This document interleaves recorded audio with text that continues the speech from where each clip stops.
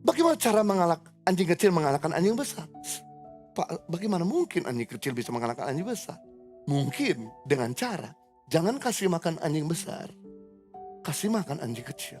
Maka anjing kecil akan mengalahkan anjing besar. Sama hal, bagaimana untuk mengalahkan dosa? Jangan dikasih makan dosa, kasih makan roh.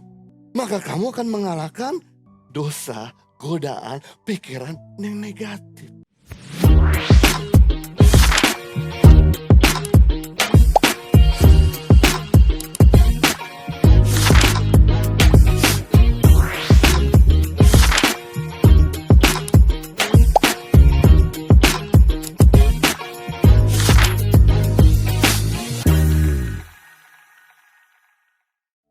Yang kedua, cara kita untuk menguasai diri, saudara, memiliki pagar dekat dengan Tuhan. Karena salah satu karakter Tuhan adalah penguasaan diri, jadi Anda perlu dekat sama sumber penguasaan diri. Hidup ini linear, saudaraku. Satu garis lurus. Ada kutub utara, ada kutub selatan. Semakin sudah pergi ke kutub utara, semakin sudah menemukan beruang salju. Semakin Anda pergi ke kutub selatan, semakin Anda menemukan penguin. Anda tidak akan pernah menemukan beruang salju di kutub selatan. Dan Anda tidak akan pernah menemukan penguin di kutub utara. Waktu Anda pergi ke kutub utara, maka Anda akan mulai ketemu banyak beruang. Waktu Anda mulai meninggalkan kutub utara dan mendekat kutub selatan, Anda mulai menemukan banyak penguin. Sama hal, waktu Anda mendekati diri saudara kepada kutub Tuhan, maka suara Tuhan semakin kuat. Pengaruh Tuhan semakin kuat. Dan suara iblis dan dunia semakin tidak terdengar. Sebaliknya, semakin kamu jauh dari Tuhan, maka suara Tuhan semakin kecil pengaruhnya. Dan suara dosa semakin kuat pengaruhnya. Kenapa sampai hari ini ketika dosa mulai manggil-manggil, seperti kita tidak sulit berkata tidak. Kenapa ketika sedikit lentingan suara asing di telinga kita langsung cepat emosi. Why? Karena kita tidak dekat pada sumber penguasaan diri.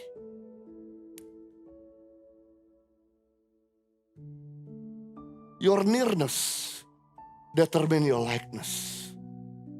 Kedekatanmu akan menentukan keserupaan.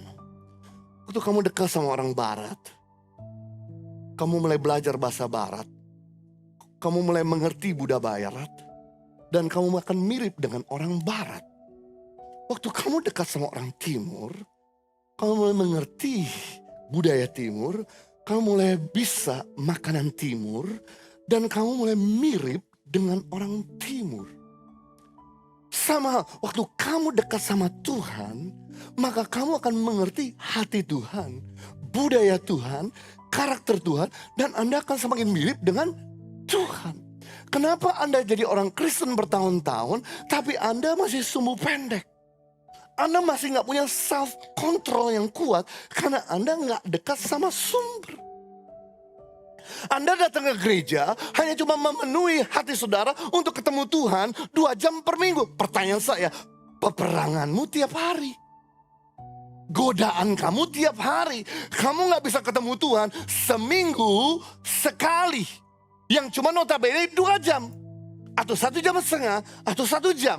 Berarti kalau Anda tahu godaanmu tiap hari, peperanganmu tiap hari, masalahmu tiap hari, orang yang benci, orang yang tidak adil di mana-mana, ya kita perlu mendekatkan diri lebih sering sama Tuhan. Yohanes 15 ayat 5, akulah pokok anggur dan kamulah ranting-rantingnya. Barang siapa tinggal dalam aku dan aku dalam dia, ia berbuah apa? Banyak. Bukan sedikit, tapi banyak. Sebab di luar aku kamu tidak dapat berbuat apa-apa. Simpel sedang. Tugas kamu sebagai ranting cukup nempel sama sumber. Waktu kamu nempel sama sumber, secara otomatis kamu akan berbuah banyak. Apa yang terjadi kalau saudara sudah merasa arogan, merasa gue udah punya buah, gue merasa punya daun berkarisma, gue merasa udah didekati banyak orang, gue lepasin diri gue sama Tuhan. Apa yang terjadi? Maka ketika ranting lepas dari pokok, cepat atau lambat dia akan kering dan mati. Kenapa sampai hari ini kita gak punya buah kasih, kesabaran, kesetiaan, kelemah lembutan, penguasaan diri? Karena Anda gak nempel sama sumber. Jadi buat saudara-saudara yang suka emosional, susah kontrol pikiran negatif, yang perlu Anda lakukan adalah mendekat dirimu. Karena roh memerintah jiwa, jiwa memerintah tubuh. Roh memerintah jiwa, jiwa memerintah tubuh. Kalau rohmu mati, maka pikiranmu negatif, perasaanmu yang negatif, keputusanmu negatif, tidak bisa kamu kontrol. Karena rohmu mati kering. Akibatnya perkataan, perbuatan, dan sikap pun jadi negatif. Tapi kalau rohmu hidup, rohmu kuat, maka rohmu memang kontrol pikiran yang negatif, perasaan yang negatif, keputusan yang negatif. Akibatnya sikap, perkataan, dan perbuatan positif. Bagaimana cara anjing kecil mengalahkan anjing besar? Pak, bagaimana mungkin anjing kecil bisa mengalahkan anjing besar? Mungkin dengan cara, jangan kasih makan anjing besar, kasih makan anjing kecil. Maka anjing kecil akan mengalahkan anjing besar. Sama hal, bagaimana untuk mengalahkan dosa? Jangan dikasih makan dosa, kasih makan roh. Maka kamu akan mengalahkan dosa, godaan, pikiran yang negatif.